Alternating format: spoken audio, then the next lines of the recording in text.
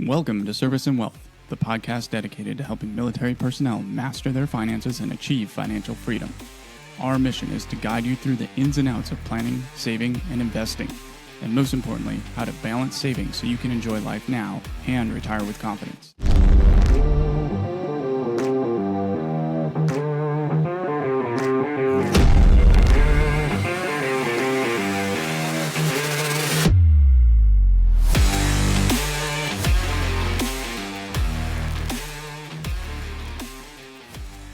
All right. Hey, welcome back to the show. This is the Service and Wealth Podcast with your host, Ted Ehlert. That's me. And we are rebooting the show. That's right. We're back kicking off season 2. We've been off for a few months. In fact, I was just looking at our catalog of episodes, and the last episode published was episode 35, way back on March 2nd of 2025. So the same year. We're not that much delayed. In March, we were planning to go all the way up to the summer. Summer was really busy for us, and we'll get into that in a second. And then the plan was to relaunch in September.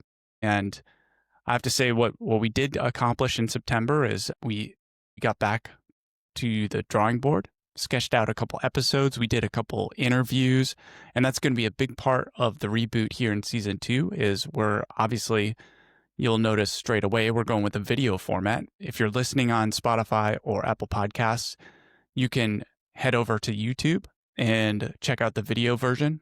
I don't promise a whole lot in these first few episodes, but what we're going to work up to as we get more comfortable with the editing software is adding graphics, maybe adding some clips, maybe doing some flashbacks, whatever it takes to add a little bit of spice, but more importantly, to add some more content, right? Because so much of what we talk about on this show has to do with numbers. If you're talking about retirement planning, or if you're talking about buying a house, or if you're talking about an investment, comparing stocks, all that kind of stuff, you have to look at numbers. That's what it's all about. Even if you don't like math, you don't even have to be good at math or like math because you have a phone that can do all the work for you. You have ChatGPT, which can help you out.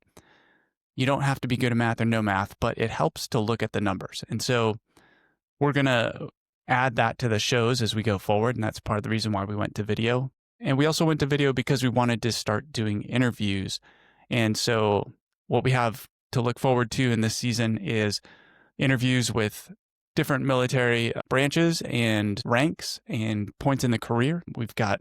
So far, as I said, we recorded a couple interviews, one with an old guy like myself, guy I've known for a long time in the Marine Corps. And then we also have an interview with someone who's just starting their third year. Well, she's a little bit more than starting her third year, but 3 years out of the Naval Academy. And we had some great interviews. We're really excited. Those will be coming out here in the next week or so. But first, we wanted to just kind of do this announcement. And so the reboot is here. Well, the summer was a long one. We've been off for, I talk about math, but wow, it's been 7 months since we published our last episode. So basically a half a year off.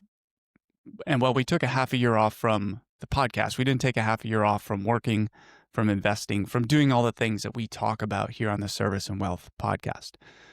Now, one thing I just wrapped up after about 6 weeks of work is a complete revision on our book, Service and Wealth, which you can purchase in paperback copy, paperback format on Amazon, or you can download it as an ebook for your Kindle. You can see it right here. This is the original version. And, I took the time over the summer to reread it, and it wasn't as flowing and readable as I liked. And it had more math and examples in it than I liked. And when you have too many examples and too many numbers, you kind of distract the reader and get a little bit choppy. And also I felt it got bogged down a few places in my way of thinking, which is, a little bit overly numbers focused and a little bit too economic and kind of making things more complicated than they need to be. And so we just completed a 6-week rewrite on this book. We've added 2 additional, tips or TTPs.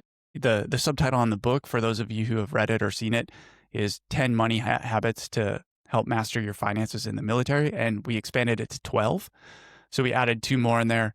We stripped out some examples. We put some more pictures in there, which, all my fellow Marines will love more pictures. I wish it could come with a free set of crayons or something like that, but As it is, you just got to buy the book or download the ebook and be happy with that. So we've been doing that. And the other thing that I kind of realized in that process was the importance of taking a step back and taking some time. And the reason why it was a little bit difficult to read and not as good as I wanted when we first published it, gosh, a year and a half ago, I was looking at, we published it in May of 2024, that first edition, is that I had been so focused on getting to the end and getting that book finished and published that I didn't invest the time to make it better.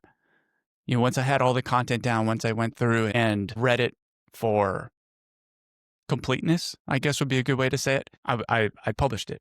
I was so focused on the destination or the objective. And that's only natural, right? If we're in the military, of course, we're always going to be thinking about the objective, whether that's seizing an objective, getting to the end of a training event and doing that final exercise, or maybe it's just making it to Liberty on Friday afternoon, right? We're always looking at the objective, and that's where I was too. And over the summer, I spent a lot of time reflecting, as watching my daughter grow up by leaps and bounds. 6 months ago, 7 months ago, she seemed like a totally different person. And so I've really gotten the chance to adjust my perspective and look at things as the process being what matters and the journey being what matters. And so I made the decision to just go back and kind of take the journey again through the book. And as I read it, I thought, this is not really my voice, and this is not the product that I'm happy with. And so let's reinvest some time, re-engage with the book, re-engage with the audience, think about who's reading it. And I really tried to change, the whole tone and make it more of like a conversation, how I talk on the podcast, how I talk to my friends, my peers, my business associates, and less try to be, writing a textbook. And so I'm not asking anybody out there who's already purchased it or read it to go out and buy a new copy. If you want a new copy and you've previously purchased one, why don't you just reach out to me and I can get you a discount code, or maybe just send you a free copy of the new revised edition. But I think it's a much improved product, and I think you'll really enjoy it. And the additional sections kind of like make it a more complete book, right? Like it's really what started out as this attempt to talk about what you can do to master military finance. It almost should be personal finance at this point. It's a much more of like a stepwise guide that anybody can use. It's still directed towards the military, and I added more examples of how military pay and benefits relate to the things that the book covers, but it also can work for just about anybody out there. But what else has been going on? Again, it's been 6 or 7 months since we did any work here with the podcast and recorded anything. But as I said, we've been busy. And so over the summer, we've done a few things. And number one, we did a flip, so a fix and flip. We finished one rehab on another house, and we're just probably about 2 weeks done from finishing a rehab on a third house. And for those two, that's going to be part of our BRRRR strategy. And so for anybody out there who's familiar with Bigger Pockets or has heard of the BRRRR strategy, it's all about keeping the house that you renovate. So fix and flip, you buy a house, you fix it, and then you sell it. And the hope is that you make a little bit of cash when you do. When you do a BRRRR, what you're doing is you're going to buy the house, you're going to renovate it or rehab it. So you're going to fix it up, but then you're going to put a renter in there. And once you get a renter in this house, you refinance. And when you refinance, you get to pull the cash out. And a real quick example of how BRRRR works is you can buy a house for, let's say you find a house for $100,000. It needs a lot of work, so you put another $70,000 into the repair. You've got an extra $5,000 or $10,000 of other costs. So you've spent, $180,000 to take this house and make it look new and feel new and have new appliances and a new roof and new paint, etc. Excuse me.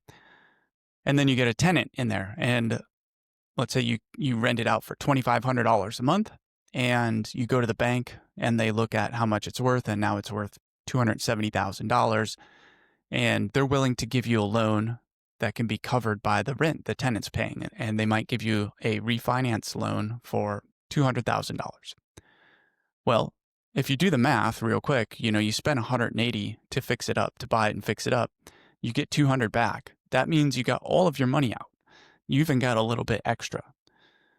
In a more traditional, BRRRR strategy, you might get exactly out what you put in, but if you get 200 out, that's a great deal. And then what you do, the last BRRRR in BRRRR is repeat. And so my partner and I have that strategy. And so that means, over the summer, we've chugged through 2 of these, and we're in the process of doing the refinance to go out and do a third one, and just continuing to march along. And then we also are, I and some business partners are just on the cusp of signing a contract to purchase a mobile home park, right? Which is quite a big of a leap for me into a new area of real estate, but it's really exciting. I've said before on the pod that I think when it comes to, and let me just quick, interject by saying, in real estate investing, you'll always hear investors talk about their buy box. And what that means is they try to define what they do. So they might say, I only do single family homes, or I only buy duplexes, or I only do fix and flips, or I only do Airbnbs. My buy box is I only do things that make money, right? And that might sound a little glib, but what I mean by that is we started out doing single family homes that we bought and rented out and held on to. And then we moved into Airbnbs. Then we moved into fix and flips. And now we're moving into BRRRRs, and also pretty soon moving into mobile homes. I would like to get into mini or self-storage. They all have similar projected cash on cash returns, or returns on investment, whichever number you want to use.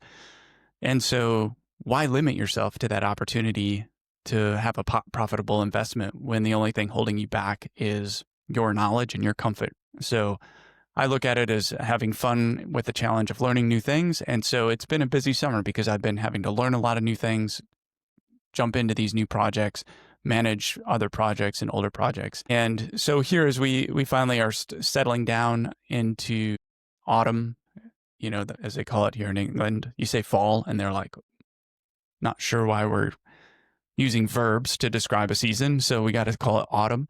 But we could also just say it's football season, right? College football underway, NFL underway, Premier League underway. It doesn't matter where you are in the world. Football is underway. It's fall/autumn. And we're back here on the pod. And I thought, there's something else going on in the world today that overlaps with what we've been doing and what we've been focusing on, which is housing and real estate investing. And it's probably a really good time to take a look ahead and talk about housing. And that's something that we talk about in several episodes last year in what is now the first season of Service and Wealth. But it's worth revisiting, right? Because it's a dynamic market. Things are always changing that affect the housing market. And at the same time, the more things change, the more they stay the same. So that's what's been on my plate, is real estate investing. It's been on my mind, the housing market, the bigger economy. We're going to follow this episode up shortly with the second episode of this season, which is more focused on the economy and what's going on with GDP and jobs and inflation and interest rates. And we actually recorded it before this one, but as I said, economic things, they don't change that quickly or that much. And a lot of the things that were bothering us in September are still bothering us now in October. The questions that were here in September are still questions in October. I'll have to edit in sort of like a preview on that episode, just because it was right before the Federal Reserve rate was dropped by targeted Federal Reserve rate dropped 0.25%. Or 25 basis points. And so in that episode, when we recorded it, we're like, hey, we're waiting on this happening tomorrow. What's going to happen? We think this is going to be what happens, and this is what will follow on. And then it happened, and here we are a few days later. So, right. But either way, we're here. And I think that the right reboot episode is not to talk about big, chewy macroeconomic and monetary policy topics. We'll save that for like the second episode of season 2, but instead to just kind of talk about housing. It's always on everyone's mind because you need it, right? It's you need a house, you need food, you need a car for transportation, you need electricity, and you need a job, right? So it's like the 5 things that you need and the 5 things that the economy cares about. Housing is right there, the sort of the 800-pound gorilla in the room. And so I thought, well, given the economic uncertainty, given the headlines, given what everybody knows and doesn't know or is worried about or not worried about, and the fact that everybody needs housing, that's probably a good way to kick off season 2. So here we are, we're rebooting it with season 2. And really the reason why this topic makes a lot of sense is that we just got sort of like through this early 2000s, like multi-year period in which housing took off. It took off during the COVID lockdown, remote work transition. It kept going. That was 2020. It kept going through 2021 and 2022. When the stock market took a step back in 2022, the housing market kept chugging along.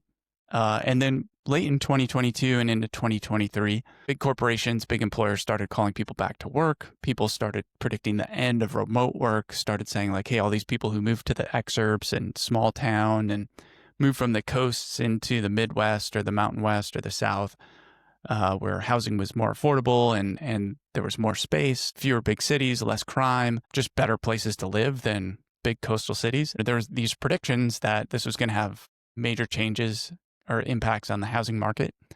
Housing prices were going to collapse, et cetera, et cetera. And none of that stuff actually came to pass. The housing market has proved very stable and resilient. There were plenty of predictions throughout 2024 and 2025 when the Fed held interest rates up, in like the 4.25% to 4.5% targeted federal funds rate. And there were a lot of predictions that this high interest rate would kill the housing market and slow things down, and there would be a collapse in prices. Hasn't materialized, right? And now we have forecasts looking ahead into 2026, and they're being, just as the forecasts for 23 and 24 and 25 were fueled by high interest rates and uncertain inflation, and the predictions didn't really come to pass.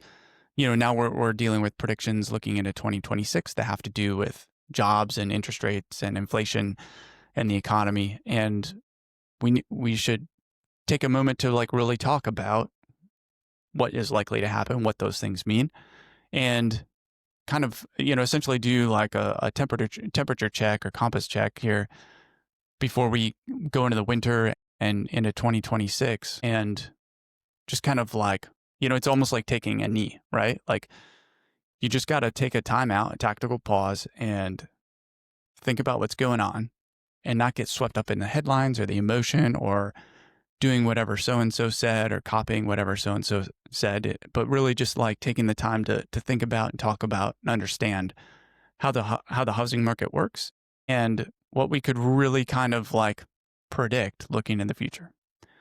So, where are we and what's really going on? You see a lot of headlines that are talking about how the home prices are falling, about, turning into a buyer's market, days on market for homes being, into the 50, 90, 150 days, like these are cherry-picked headlines. They're looking at markets that were overheated or previously hot, things like the markets like Austin, Seattle. Those are always the big ones, but parts of Denver, even though Denver's not even really slowing down that much, despite people thinking it should, and other coastal cities, but across the United States, there are bigger factors that come into play than interest rates or economic activity, because the housing market itself is a somewhat, what we would call in economic terms, a somewhat inelastic market, which what that means is that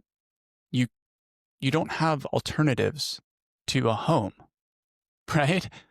If you have to move for a job, if you have to move for school, if you have to move for any reason, it's not like you're going to give up a home and then go live in a tent. Nobody's going to take their family of 4 and suddenly start living in their minivan, right? People need housing. So as long as there are people, and the population of America, despite cuts to or crackdowns, I guess, in immigration, there's still more people each and every day, week, month, year in the United States, which means, and younger millennials and Gen Z are getting into their 30s, they're paying off their student loans, they have more cash, they're getting married, they're getting ready to have kids, so they're all in like the peak, family or household formation years, and there's millions of them. So the demand is what really matters on the one side, and what we can say is demand is always going up in the housing market. Now, the other side of that, for anybody who's taken, econ or AP econ in high school or in college, is taking econ 101 or 102, maybe 201, right? Like the other side of that is supply. And, the inflation and the cost of materials from mid to late 2021 all the way through 2024, early 2025 really slowed down new home construction and home building and renovations in general. If you talk about any sort of like slowdown in housing, that's where it was. And so for the past several years, we've had a failure to provide enough new homes. So there's been a shortage of supply. Now, basic supply and demand, right? If you understand that we have constant or rising demand, meaning people always want housing, and the supply has been lagging, meaning there's never quite enough new homes for everybody. And so what does that do is that puts upward pressure on prices. And so we can totally ignore the economy. We can totally ignore jobs reports. We can totally ignore interest rates, mortgage rates, inflation. And just within the housing market itself, within this little bubble, we have every reason to expect that housing will continue to be more expensive. And there's no sign of it stopping, especially if there's uncertainty about the jobs market, because that means that there will be restricted hiring by construction firms. If, the crackdown on immigration is going to deprive a lot of the construction industry of workers that are here on temporary or not totally, above board, totally legal basis, but, there's a huge employment pool out there, and that's kind of being reduced by some of the immigration policies that we're seeing right now. And so that's going to make it harder for home builders to get the people they need to build more homes. And so just looking at this sort of as a single industry, a single supply and demand curve, housing is only likely to keep getting more expensive, right? And so, if you're sitting there at home right now and you're thinking, okay, I'm in a PCS next summer, summer 26. I'm PCS from, duty station A to B. And, maybe you already are a homeowner and you're thinking that you've saved up enough cash and you're ready to go out and buy another home. Or maybe you haven't purchased a home before, you're still renting, but you've finally gotten to the point that you're ready to become a homeowner. And so you're contemplating buying a house. Well, what can you predict? I think you need to predict that there's not going to be any sort of like, massive drop in house prices, and the market will at least be stable. We can even look at some of the headlines from the major national syndicates. So you have Fannie Mae, which is the half government, half private, mortgage corporation. And, they're thinking that by a year from now, there will be still growth in home prices, probably be like 1 to 1.1% more expensive. So if we're talking about a $250,000 home, they're getting really wild and going out on a limb and saying like, well, we think that home next year this time could cost $252,000, right? Like it's about as conservative as you can get. On the flip side, Zillow is saying they expect home prices to fall by 1%. So they're thinking that $250,000 home will be $247,500, $247,500, right? That's hard to say. I don't know. When you're financing and using a mortgage, that's literally a difference of like $1 per month on your mortgage payment, right? So it's not even worth worrying about. It's not even worth stressing about whether it goes up 1% or down 1%, whether interest rates, that's because of interest rates or jobs or GDP growth or anything else. It's basically saying like housing is going to stay the same. I still think that housing will continue to get more expensive. I would say we'll probably need to look more at like a 4 or 5% growth in average home values between now and October of 2026. Again, that has to do with what I just talked about in the housing industry itself, which is we are going to continue to have more people in this country. People are going to move. They're going to want to buy a new house when they move. And the supply is going to struggle to keep up because of the cost of new building materials and also the availability of people who want to work in the construction industry. It's just going to be harder to get enough people to continue building homes at fast enough pace. So that's my prediction. I guess we'll come back in October of 2026 and we'll see who's closer to the reality. If it turns out that I get it, and I'm more accurate than Fannie Mae or Zillow, then we got to do everything we can to get that out there on social media and just show that, like I'm a wizard of the housing market, and then I can become an expert and have my own, I don't know, my own TV show. Nobody has TV shows anymore. I guess a YouTube channel, but I kind of already have that. So I guess I answered my own question. Just publish that on YouTube, right? Which is what we're going to do. So what else do we need to think about then, right? So if we know that houses are going to be slightly more expensive, then the next thing we have to ask ourselves is, does it make sense to buy or not, given what we expect for interest rates, right? Because interest rates ultimately determine how much you have to pay for that house, because you're not going to be buying it cash. You're not going to go buy a $250,000 house with cash.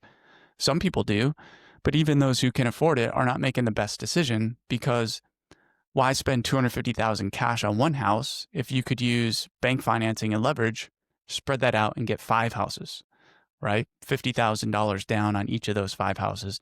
You've made your money go 5 times as far, and that means you're going to 5x or quintuple your profits on the deal.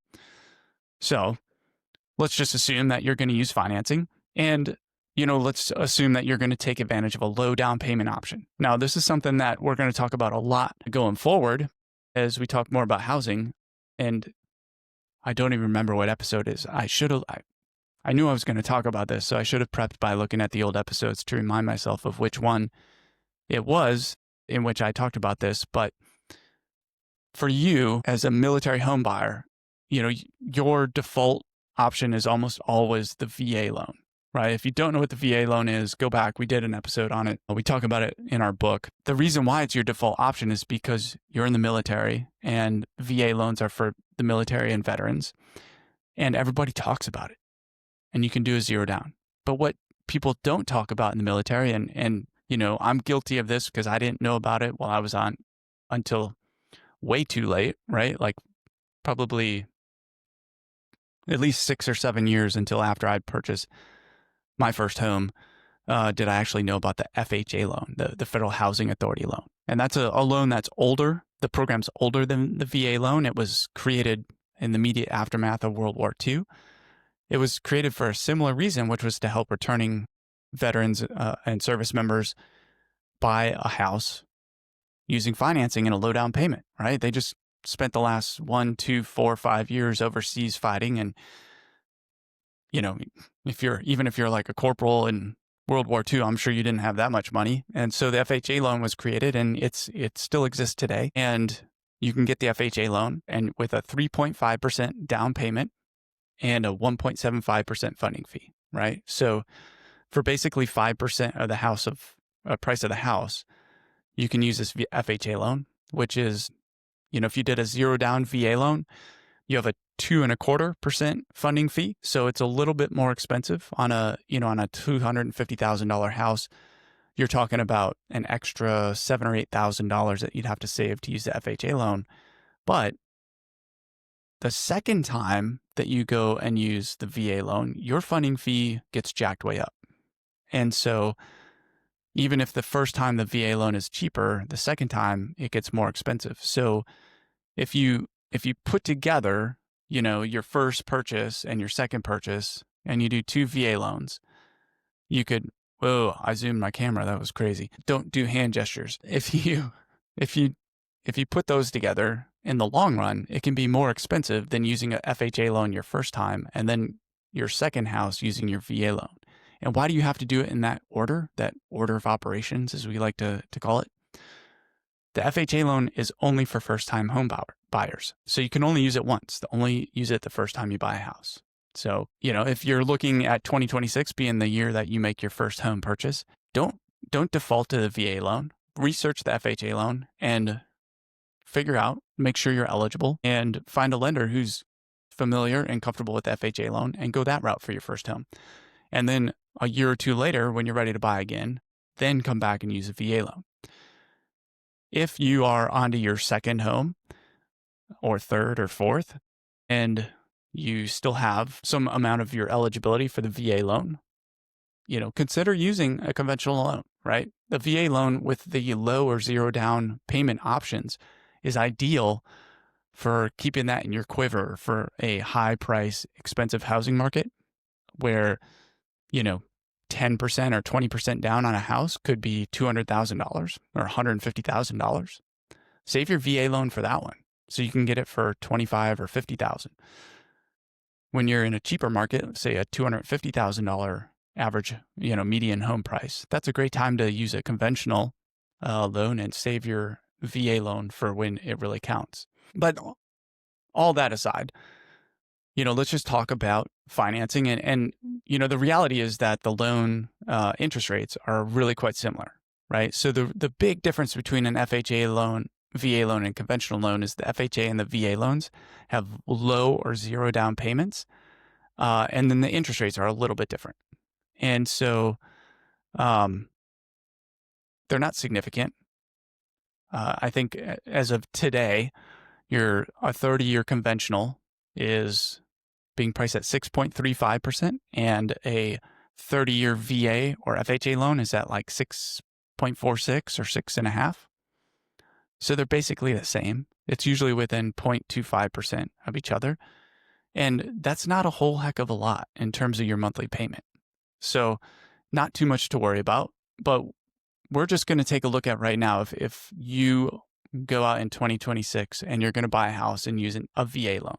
Why? Well, because it is the default. It is the most accessible because you can do it for zero down. And, if you're in the military, you probably are going to kind of be pushed that way anyway by your agent or your lender. So now that we've gotten over the sort of the initial obstacle or question mark about the housing market, which is it's probably not going to get cheaper to buy a house if you wait. So you might as well just go buy one.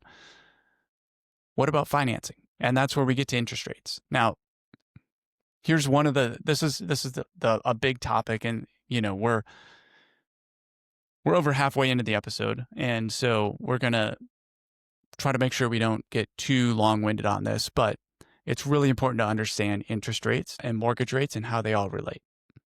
So the interest rate is not, and when you see headlines about like Jerome Powell or the federal funds rate, and they're talking about lowering the interest rate, they're not directly changing mortgage rates.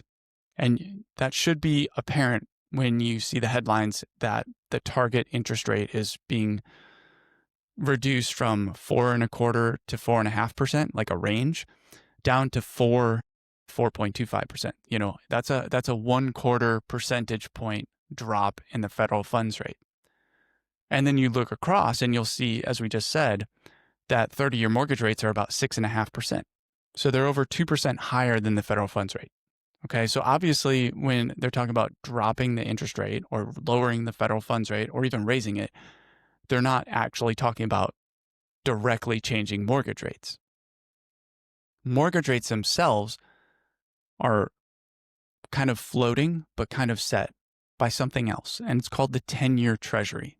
Okay, and the 10-year Treasury is a government bond that our government sells, and the market. So let's back up.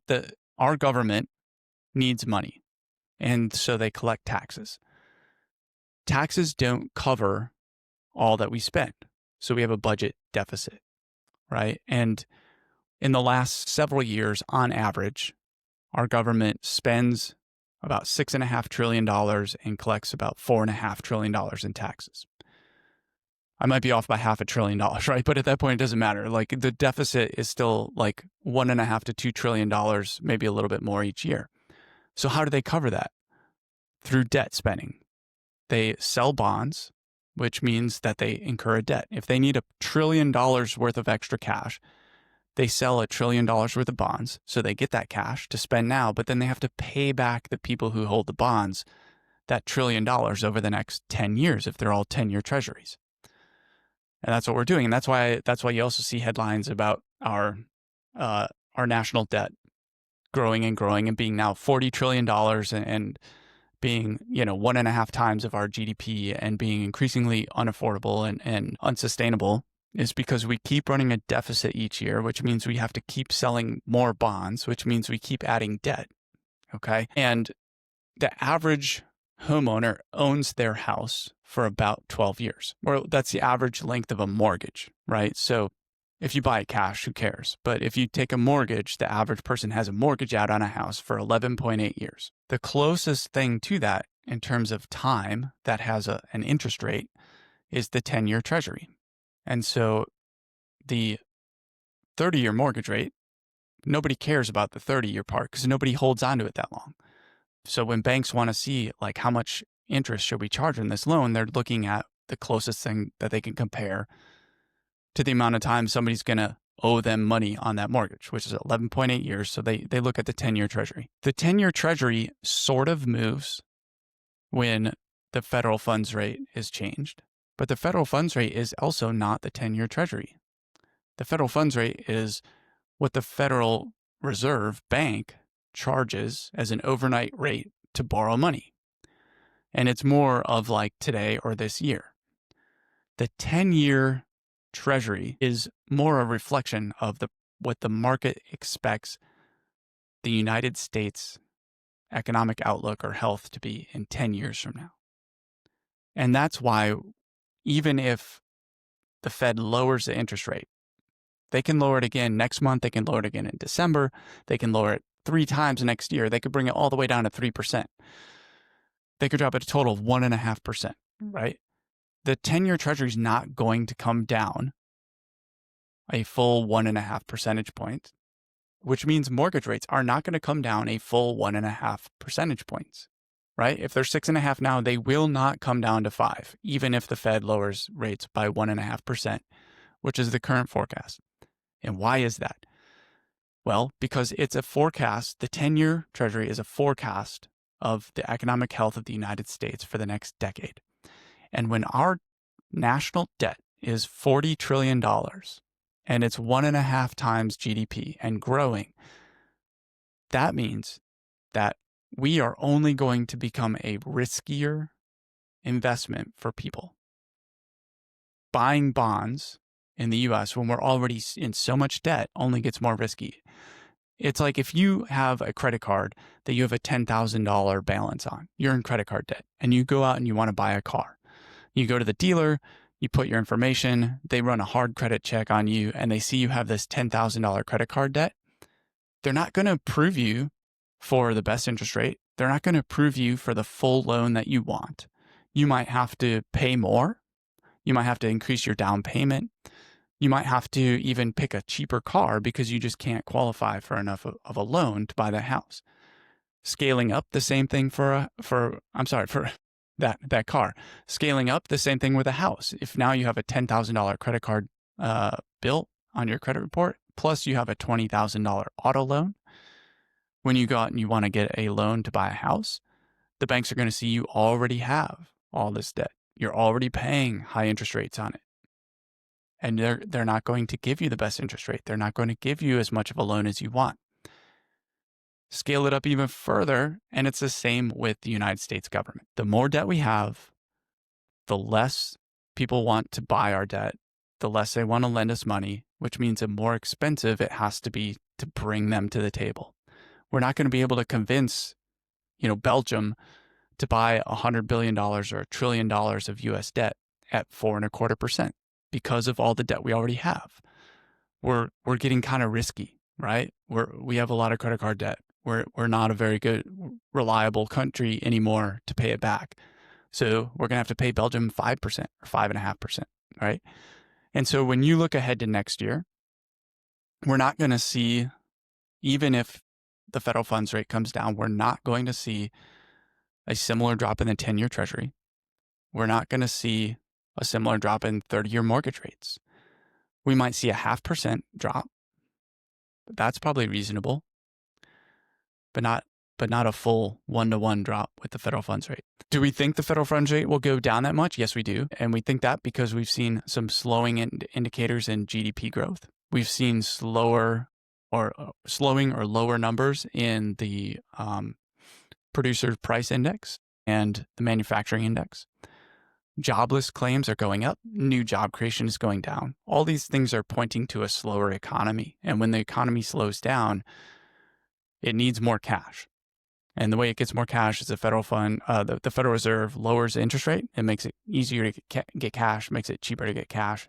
And they'll also buy back bonds to infuse cash, right? It's silly. We don't need to go any further into it in this discussion, but basically what we can say is as we're coming into the end of 2025, and as we're looking at the overall picture of our government's debt load and our big economic trends, it's you can make a pretty well-educated bet that over the next 6 to 12 months, the federal funds rate will continue to come down to help prop up the economy and try to keep it moving. And at the same time, our debt is going nowhere faster other than up. And so there'll be continued upward pressure on longer term interest rates. So it's reasonable to say that the mortgage rate's not going anywhere.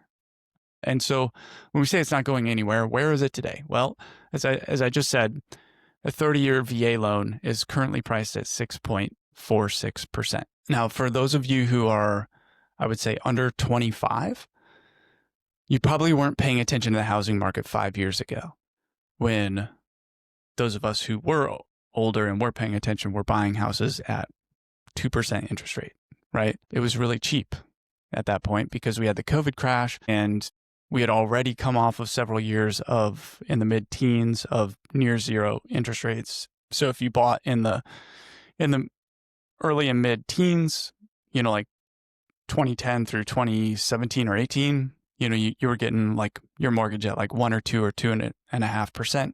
The same thing in like 2020, 2021, even into 2022 a little bit. And then interest rates started coming back up. And until recently, they were in the 7 to 8% range, and now they're down at 6.5% range. Well, if you're my age or you're my sort of like millennial generation, you were in that sort of like first time home buyer or like peak home buying age when interest rates were really low and you could buy a house for 2.5%. And so we are all sitting there waiting. We have an entire generation sitting there in our, your 30s and 40s waiting for interest rates to go back down. It's worth just stopping and taking a historical perspective. All right. So since 1970, okay, so doing the math for you, that's 55 years. 55 years. So that's Gen Z, that's millennial, that's almost all of Gen X. The average 30-year mortgage rate has been around 7%. Okay. So what we have to do is to have that historical perspective. I believe it's 7.19, but 7% is, you can even go back further than 1970, all the way back to the 1950s, basically in the post-war period, post-World War II period, like 80, 90 years, mortgage rates have averaged 7%. So the fact that we're at 6.5% right now, we're actually pretty good. Those blips over the last decade when it was 2.5%, that was an anomaly. That was a fluke. That was freak. And we don't really want to ever go back there. Why? Because the only reason why we were there was, one, we had the Great Recession and stock market crash of 2008 and 2009. The housing market crashed, stock market crashed. The economy was in horrible shape. And so they had to drop interest rates. And then we had a massive economic recession and stock market crash for COVID. And so once again, if you're sitting there thinking, oh, I want a 2.5% mortgage rate, you're also saying, I want to lose 50% of my TSP holdings. I want to lose 50% of my brokerage, account over there at Vanguard, because it would take a massive crash. it's not worth it, right? Saving $200 or $500 a month on your mortgage payment, but losing $100,000 of retirement savings, it's not worth it. Like, please stop wishing that we had a 2.5% mortgage rate again, okay? The reality is we're in a really healthy, cost of capital is the way we would say it. Like pricing of financing right now in the housing market is really healthy at about 6.5%. So how much is that going to cost you, right? So I just ran some quick numbers, right? I said, let's buy a $250,000 house. We're going to be smart. We're going to put 5% down. So we have some equity built in. Doing zero down is a bit risky, especially if you think there's a chance that home values could go down, because then you could owe more than your home is worth. So 5% gives you a buffer. We're going to put 5% down. We're going to pay the 6.46 interest rate on a 30-year VA loan. And on that $250,000 house, our monthly payment is going to be $1,870. All right, $1,870. Well, we think best case scenario, 30-year mortgage could go down 0.5%. So we'll call it 5.96%, just due to the federal funds rate being lowered by the Federal Reserve and that slightly ticking down the 10-year Treasury, but the 10-year Treasury is still being sticky because of the fact that the U.S. is increasingly out of control with its debt and is a very risky and semi-insolvent, government at this point. But if it goes down 0.5% to 5.96, which would take at least probably 3 or 4 months from now, so we're already looking into early 2026 for that to happen. That same house and that same down payment, the monthly payment on that mortgage would be $1,793. All right. So it would be about $77 cheaper per month over the course of a year. That's about $900. $900 is, it's not nothing, right? But it's also not going to make or break the bank. Another way to look at it is, what if mortgage rates actually go up, right? Like, what if suddenly inflation pops back up? And even though, the GDP is slowing and jobs are not as plentiful, if inflation pops up, or if, the federal debt has more of an influence and it actually causes the 10-year Treasury to go up and mortgage rates to go up, and we get a 0.5% increase and we go up to 6.96%, right? Which that's basically what the average has been for 55 to 75 years, right? It's been the average. Well, the same house and the same mortgage has a payment now of $1,950. Okay.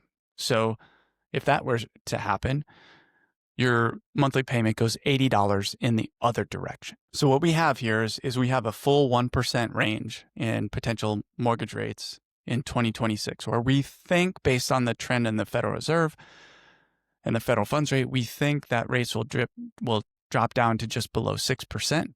I can tell you that at the moment, there are some predictions from Fannie Mae, again, that they think that by a year from now, they think mortgage rates will be right around 5.9%. And so we tend to agree with them. I think their economists are doing a good job, right? That might sound like a little bit snobbish from me, but I spent a lot of time thinking about it. So I feel like I can have that debate and make that comment. But the range from that versus sort of the other direction of worst case, which is they go up 0.5%, it's a $150 range, right? From bottom to top per month on a $250,000 mortgage. Now, that could be, from best to worst case, that could be like $1,800 a year that you pay or save on the mortgage. But remember what the forecast is for the actual price of the home. The price of the home has got a plus or minus 1% right now. So that $250,000 house, it could be $2,500 more expensive next year. I personally think it will be more like $15,000 to $20,000 more expensive. But even if it's the most conservative and like basically flat and only goes up 1%, it goes up $2,500, which means that the change in the actual value of the house is going to be more than what you would pay in extra mortgage payments in the worst case scenario, right? So if we just kind of balance that out, we're going to get, the sooner we buy a house, the better a deal we're going to get. right? Because the value of the house is going to go up faster than our payments could possibly go up. It's going to make back the value, right? If we have to sell it and we spent an extra $1,800 or realistically more like an extra $900 or $1,000 a year, but the value goes up $2,500, we doubled our money, right? It makes 0 sense to wait to squabble over 1/4 or 0.5% on the interest rate on your mortgage when the value of the actual property is going to more than make up for what you would spend in extra payments at a slightly higher interest rate. And the reasons to just go ahead and buy don't stop there, right? So let's assume houses get more expensive. Even if interest rates go down, which we expect them to next year based on federal funds rate, over the long term, 3, 5, 10 years from now, looking out based on the US debt situation, interest rates are going to continue to go up. It's inevitable unless we have a massive change in policy in this country where we actually try to balance our budget and bring down the debt. I don't think that'll happen anytime soon, probably not in our lifetime. So you can just assume that 3 years, 5 years, 10 years from now, interest rates will be higher. It will be more expensive to get a house, and houses will continue to be more expensive in the first place, right? So there's no better time to buy than now. And just to kind of emphasize the affordability of that, let's remind ourselves that in the military, and you don't have to be married, like the way that the rules are written in the Department of Defense for BAH, for the Basic Allowance for Housing, is it basically says that single E6s and below shall live in government provided quarters, right? So, if you're a single E6, you're actually supposed to live in the barracks. I've actually never seen that. Of course, there are sergeants, single sergeants who live in the barracks, E5s, in case you're a different branch, and sergeant is like a foreign term to you, who live in the barracks. But there's a lot of crowding in barrack spaces. And when you become an E5, even as an E4, you get to this age and this point where you might be getting single occupancy while the junior enlisted have double occupancy. And that's taking up a lot of space. And it just so happens that if you go out and you buy a house and you petition your command, obviously get the order of operations right. You don't want to buy a house and not have the BAH to pay for it and still have to live in the barracks. But you can just be authorized by your commander to move out of the barracks. You can say, hey, I have this house. I want to buy it. I want to move out. I'm a responsible individual. I have the endorsement of my chain of command. So long as your unit commander signs off on it, you can move out of the barracks, get BAH, buy your house, and live in it, right? You now have a residence and you have BAH, okay? But even if you can't, or you don't get approved, there's the vast majority of people in the military do not live in the barracks, right? And so you get BAH, which is a tax-exempt or tax-free entitlement to pay for housing. So where are we with BAH trends? Well, in 2025, BAH was raised nationally 5.5%. That's not a very good way to do it because every housing market is local and individual and has different trends. And in some places, the cost of living and rents were up 10 or 11%, but BAH only went up 5.5%. In other places where BAH was up 5.5%, rents were flat or maybe even went down a little bit. But what we do have is data that says they went up 5.5% last year. And the way that Congress has been debating the bill and the way that they're required to index BAH, there's a reasonable guess. You can reasonably guess that we'll see anywhere from a 3.8 to 5.5% increase in BAH for 2026. Now, let's say that happens. All right. If that was to happen, an E5 or E6 in Virginia would get approximately a $150 increase to their monthly BAH. An E4 who gets married and is in San Diego or who gets permission to move out because there's no barrack space and has BAH, they will also get a $150. If you're an O3 stationed in the National Capital Region, you're going to get about a $150 to $200 increase in your monthly BAH entitlement. If you're a warrant officer at Schofield Barracks in Hawaii, you're looking at about a $200 to maybe a little bit more increase in your BAH per month. In other words, your BAH is going to increase by at least as much as your potential worst case increase in your monthly mortgage payment is going to increase, right? That's because the small changes in a mortgage rate are spread out over 30 years. And so when you get a 0.5% change or a 1% change, it's only affecting, like $25 for every $100,000 that you've borrowed. You can go out and buy a $400,000 house, and if the mortgage rate drops 0.25%, your BH is, you're actually way better off. If it goes up 0.25%, your BAH next year will still cover that change. And so affordability is either going to stay the same or get better for everybody in the military because BAH is going up. It's going up. It's indexed to what people are filling out surveys and saying that rents are doing. So rents are going up 3.5% to 5%, and that's why BAH is going up. But if you're a home buyer, the cost of your mortgage is either going to be the same or only go up by like 1%, right? So that's just, it not only makes it more affordable to buy a home for when you're in the military, and looking ahead to 2026, it should be more affordable for you than it is in 2025 to buy a home. But it also is a great reason to get locked in home ownership now. And why is that? It's because once you take that mortgage out, the payment will never change, right? Once you lock in that mortgage rate, what did we say it was? $70 a month.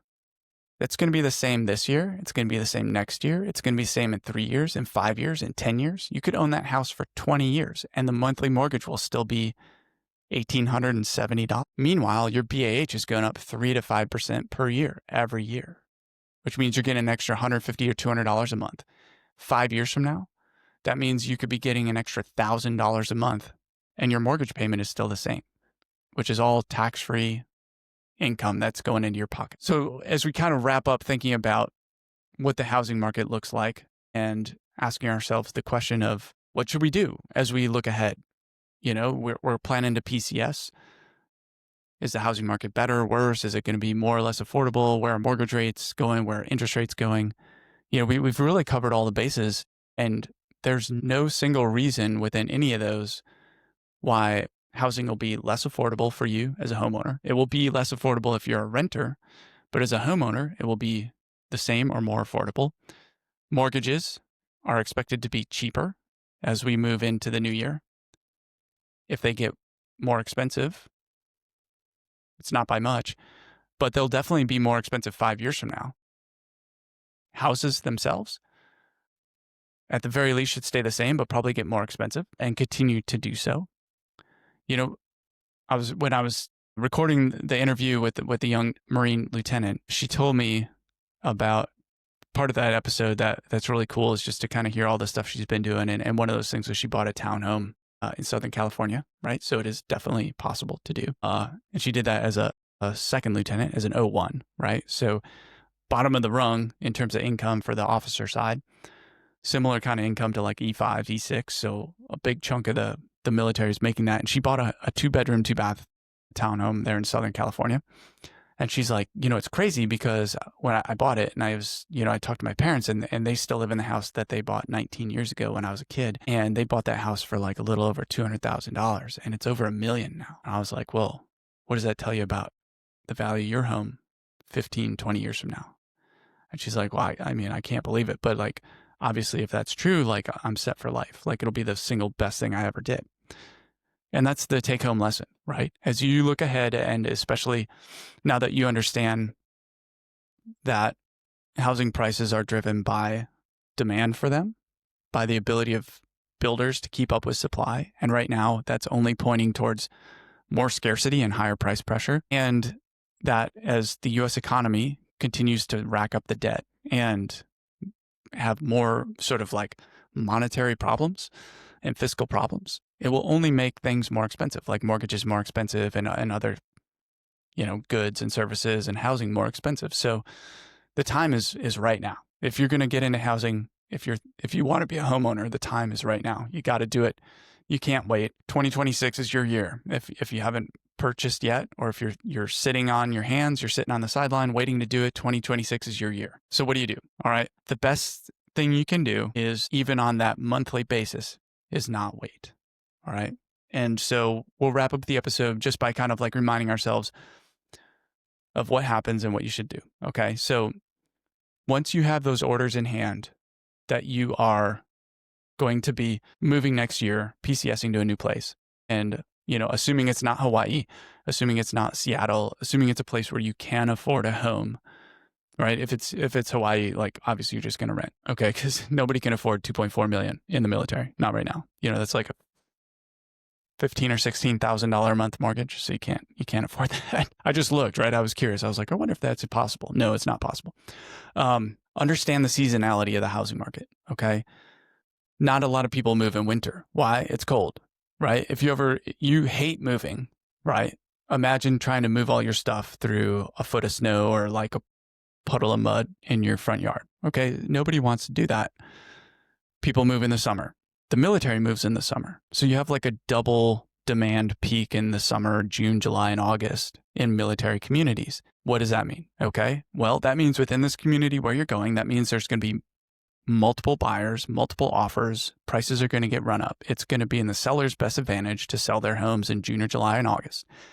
There will be more inventory. That means there will be more houses to move into and more that you can look at and put an offer on and potentially buy because of all those families moving out. But there's always houses for sale. And there's some other tricks you can use anyway to buy them early. And I'll give you an example here in a minute. But what that means is if you want to get a good price on a house, if you want to have some leverage in the deal against the seller, you want to buy it when you're the only person who's making an offer. And that means not waiting till summer. So if you've got orders in January and February, find some time in February or March to take your 10 days of PTAD, your permissive temporary additional duty, which everybody is authorized in the military to do when they get orders. And we call it house hunting leave or house hunting PTAD. But take those 10 days, line it up with your kids' school spring break, or just like some downtime in the training calendar, and go to your new place. And before you go, contact some agents, get a short list of houses that you're interested in, go check them out, and be ready to make some offers, right? And so what you're going to do is you're going to set yourself up for this position that by like March or April, you could be under contract. And it's going to take 30 to 45 days for you to actually close, right? So if you're going to PCS in June and July, you don't want to wait until June and July anyway, because then you're going to be living in a hotel until September. So you might as well go out there in February, March, find a place, get it under contract, purchase it, actually own it in the spring, and it'll be ready for you in the summer. And the trick that you can use to make this happen for you is something called a lease-back. And this is something that, it's in investors know all about it. The average home buyer, especially in the military, has got no clue. But it's a totally normal thing to do, right? You just write it into the sales contract. So if you went out there and imagine this, this is again, like it's going to work to your advantage in a military community. You reach out through Facebook groups and you say, hey, is anybody going to be moving this summer and be thinking about selling their house? I'm moving into town. I want to buy with my family or by myself or my buddy. We'd love to take a look and maybe maybe we could save you a lot of trouble. If you can find us as a buyer, then, you'll take the stress out of it. We can structure the contract. We can either do an extended close, right? Where we don't close it until June, right? But we have the contract in place. Or we can do a lease back, which means we'll close and sell it on May 1st. You're going to get all the cash for the sale, right? So if you have a $300,000 house that you owe $200,000 on the mortgage, when you sell it after closing costs, you're going to pocket like 50 or 60 grand. Well, that can be enough for you now to go and put the down payment on the house on your next duty station. And you have it in pocket by May. Right? You're not waiting until June or July or August to sell it or September to sell it and then waiting to put the bid on your house at your next duty station and being, living in a hotel for 4 months while you're waiting. You can have the cash right now and you don't have to move out because we're just going to charge you rent for 2 months. Okay. So you're going to pay us $1,000 in rent for May and June. That's what you're paying in the mortgage anyway. So it's no effect on your monthly expenses and you can stay in the house. You move out in June. We move in the end of June. everything's golden. You have cash. You've already got a house at your next duty station, right? It's a win-win situation. And if you really structure it right and you really like do a little bit of homework and get smart, you can actually skip the agents altogether, right? And you can find this, military housing for sale by owner or for sale by owner on Facebook groups. And you don't have to do everything yourself. You can go to a title company and just say, hey, this is what we're doing. Can you please help us out? They have in-house lawyers. They'll do all the paperwork. The only thing an agent ever did for you anyway was try to connect you to a seller and negotiate the contract anyway. So you can help save the seller all of those 5 to 6% in agent commissions. And so they could give you a discount of maybe like 3 or 4 or 5% on the house, right? Everybody saves, everybody wins. It just takes a little bit of advanced work, all right? Now, the final piece of your prep work before you go out there and buy a house is before you even get to the point of taking the road trip or booking the plane tickets to go and jumping on the Facebook groups, you're going to take your total income and you're going to figure out how much of it you can spend on your housing per month. This is a critical step and where we're going to end the episode today. When you buy a house, you're not going to buy the house that is the most you can afford, right? If you go to an agent and they hook you up with their loan officer at the local bank, that loan officer is going to figure out what the maximum loan is they can qualify you for in terms of dollars. And maybe it's $400,000 or $500,000. Why? Because they're going to get commissions or bonuses based on how many in dollar amounts, how many loans they sell. The same with your agent. The agent gets a higher commission for a higher sales price house. So they all want to sell you a higher price house, a bigger house than maybe you want to afford. Your duty to yourself is to keep it within your monthly housing budget. So if your monthly housing budget is $2,500, and that includes taxes and insurance and, I don't know, your HOA, that means you got to keep the mortgage under $2,000, right? And so you're going to need to find a $250,000 or $270,000 house, even if you're qualified for a $500,000 one, right? So the first thing to do is figure out monthly basis how much you can spend on that mortgage payment. And then that's what you're going to look for when you go buy a house, okay? And then, as I said, so the advantages to that are you're not overextended. You are not crushing your budget. You're going to have more free cash to save for other things, for vacations, for a new car, for your next home, for, financial freedom, early retirement, putting in your TSP, whatever the case may be. You're not going to screw yourself over, put yourself behind the 8 ball by spending too much on the house. And you also are going to make the exit a whole lot easier, right? When you have that lower price point house, when you move and PCS again 2 or 3 years later, you're going to have a better ability to qualify for a house if you can't sell your house. And if you do want to sell your house, you're going to have that many more potential buyers because, if you are, let's say, an 04 and you buy that $500,000 house, it's probably out of reach for all the 01s and 02s and E5s and E6s coming in. But if you are a little bit more disciplined, buy the $265,000 starter home that you're only going to live in for 2 years anyway, there's going to be a bigger pool of buyers when you want to exit and sell, which means you're going to get multi-bid situation, higher selling point, right? Higher selling price. So better for you on the way, all the way around. You can tell we have been talking for an hour here because I'm starting to stumble over my words, and it's just inevitable. You can only talk so much before you need to take a time out. But I think we covered a whole lot of really good content today. I think it was a great way to start our reboot of the podcast, Service and Wealth, and kick off season 2. I want to end the podcast by saying thanks to everybody who's been supporting us. I'm sorry we've been away for 7 months doing other things.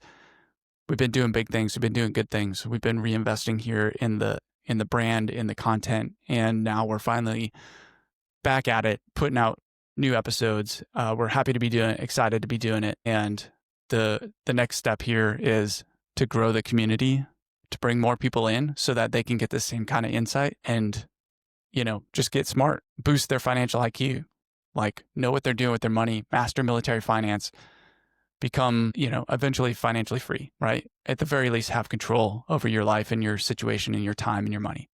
All right, guys. Thanks. We'll see you next time. Thank you for spending time with me today. I know how busy life is in and around the military, and I don't take your attention or your time for granted. It really means a lot to me that you're here, and that's why I pour so much of myself into each episode to make sure it's worth your time. If today's episode helped you, here's your challenge. Share it with a battle buddy, friend, partner, or someone in your family who could use this information. Together, we're growing a stronger, smarter, and wealthier military community. For more resources, tools, or to sign up for a free coaching session, head over to www.militarywealthcoach.com. And you can also find us on LinkedIn and Facebook by just searching for Military Wealth Coach. Follow us on Instagram and X at MWC112358. Our groundbreaking book, Service and Wealth, 12 Proven Money Habits to Master Military Finance, has just been revised and expanded for 2025, and it's available in paperback and Kindle on Amazon right now. And stay tuned for our next book, The Ultimate Military Retirement Plan, your standard operating procedure to financial freedom. Hey, until next time, stay financially fit and mission ready.